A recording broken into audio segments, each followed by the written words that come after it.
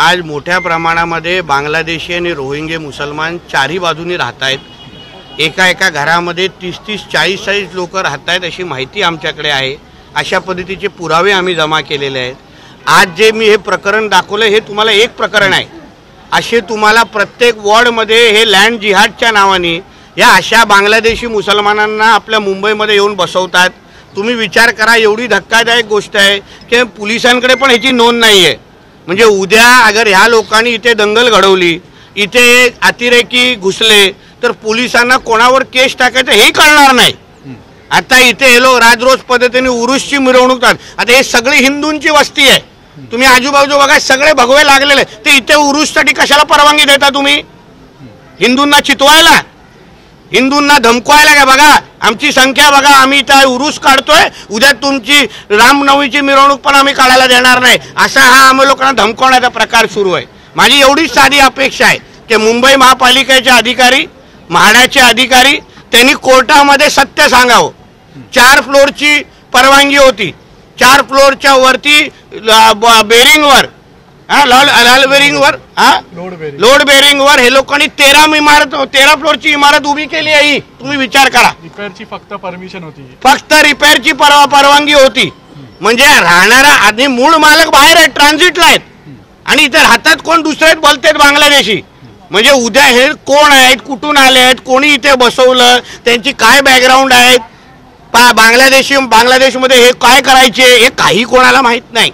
तुम्ही ज्यावेळेला अधिकाऱ्यांना प्रश्नांचा भडीमार करत होता त्यावेळेला अधिकाऱ्यांना या सगळ्याबाबत अनिविज्ञता जी आहे ही आपल्याला पाहायला मिळत होती. कुठेतरी कुंपणच शेत खातं ही परिस्थिती आहे म्हणायचं. बघा आमचा संघर्ष आहे ना, सरकार म्हणून सत्ताधारी म्हणून ह्या सडक्या आंब्यांचीच आहे. हे मोजके 2-4 BMCचे अधिकारी, हे मोजके 2-4 म्हाडाचे अधिकारी आणि काही आमच्या पोलीस खात्यातले अधिकारी, सगळे डिपार्टमेंट बोलत नाही. पण हे जे काय मोजके हे पुरं सरकारची बदनामी करतात. सरकारलाच खोटं सांगितलं जातंय की नाही इथे 4 फ्लोअरचीच आहे, नाही इथे काही प्रॉब्लेम नाही. म्हणजे हे लोकांना इकडच्या हिंदू समाजाचा बळी घेऊन स्वतःची बिर्याणी खाऊन फक्त पोट भरायचं, बाकी काहीच करायचं नाही. म्हणून या संबंधित अधिकाऱ्यांची प्रत्येकाची नोंद आता आमच्याकडे आहे. आम्ही राज्य सरकारमध्ये आहोत, अधिवेशन पण सुरू आहे. अगर हे लोकांनी पुढची कारवाई नाही केली तर मग अधिकाऱ्यांना काय करायचं आम्ही सरकार म्हणून बघू. 15 दिवसाचा अल्टिमेटम दिलाय. जर 15 दिवसात या बाबतीत काही कारवाई नाही झाली तर आम्ही स्वतः त्या ठिकाणी जाऊ आणि त्या लोकांना बाहेर काढू. मग इथे तांडव होणार. मी नाही गप्प बसणार इथे, कारण आमच्या सुरक्षेचा आणि आमच्या भविष्याचा प्रश्न आहे. आम्ही काय इथे कोणाच्या हक्काचं घर, हे हक्कामध्ये इथे राहत असते ना तर आम्ही कोण काय बोललो नसतो. मुळामध्ये ती घरच हिंदूंची आहेत. ट्रान्सफॉर्मर लावणारा व्यक्ती रस्त्यावर ट्रान्सफॉर्मर लावतो, जनरेटर लावतो. विचार करा, ट्रान्सफॉर्मर जनरेटर लावतो. कोणी परवानगी दिली? मुंबईच्या कुठल्या भागामध्ये असा जनरेटर लावण्याची परवानगी आहे तुम्ही सांगा.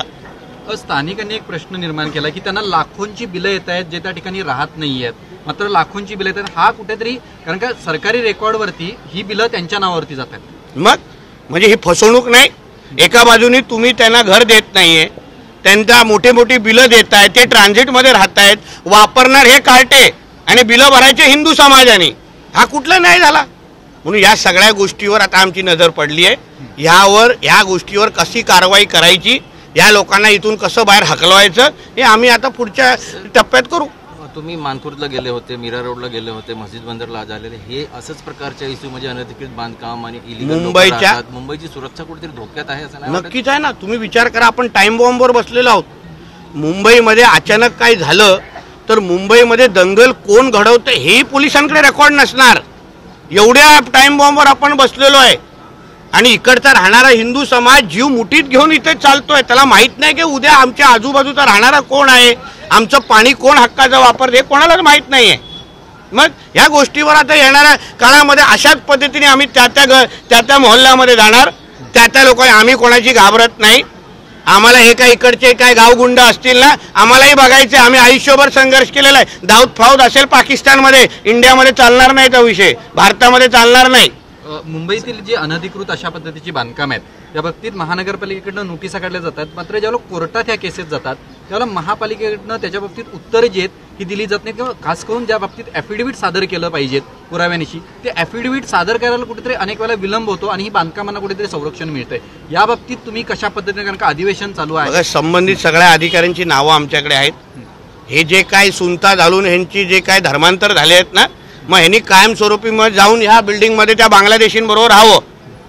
कारण का आमचं आयुष्य आणि नियम तोडून नियमबाह्य गोष्टी होत असतील ना, तर मग आम्ही या अधिकाऱ्यांना सोडणार नाही. प्रत्येकाची नावं आहेत, तो काय पदावर ते आहे.